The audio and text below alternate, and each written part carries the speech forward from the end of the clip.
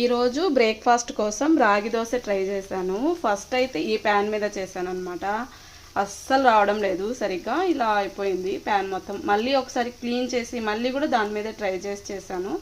అసలు దోశలు అయితే ఈరోజు అస్సలు రావడం లేదు. అందులోనూ స్కూల్ టైంలో అస్సలు ఇలా దోశలు రాకపోవడం, టిఫిన్ లేట్ అవ్వడం జరిగితే మాత్రం చాలా డిసప్పాయింట్ అయిపోతాం అనమాట. ప్రతి మదర్ అంతే కదండి.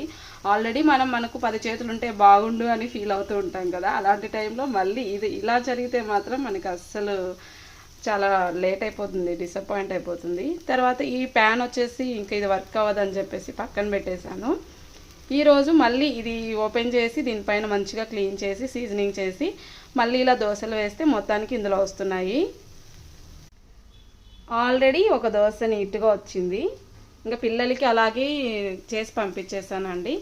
ఇంక మొత్తానికైతే ఈ ప్యాన్ మీద ఇలా దోశలు వేస్తూ ఉన్నాను.